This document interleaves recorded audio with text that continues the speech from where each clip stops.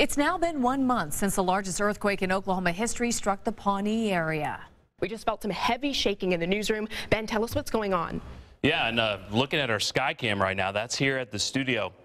And you can still see the camera is shaking violently. Fox 23 was the only station that brought you 4 hours of live coverage when the 5.8 magnitude quake damaged several homes and some historic buildings in the Pawnee downtown square. Fox 23's Kaylee Doherty joins us live with the repairs still underway tonight. Kaylee. A lot of bricks and stones fell from buildings in Pawnee during the earthquake. That's all been cleaned up, but building owners say there's still a lot of repair work left to do. It's a little unnerving sometimes. Kelly Douglas owns Pawnee Hillcrest Pharmacy, located right next door to one of the buildings that sustained the worst of the damage near 6th and Harrison.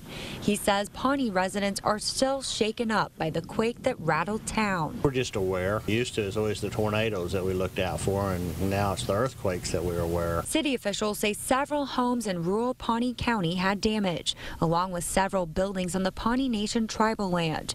A few of the buildings downtown that date back to the early 1900s also took a hit.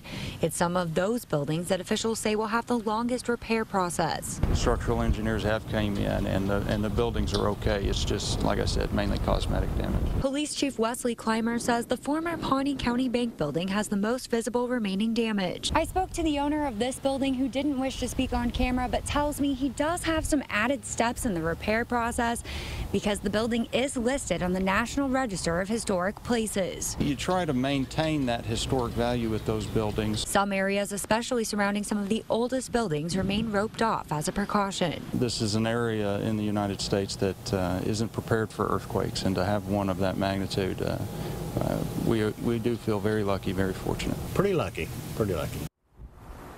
Officials say the time frame on repairs really differs between each building owner depending on what they can afford. Reporting live, covering news that matters, I'm Kaylee Doherty, Fox 23 News.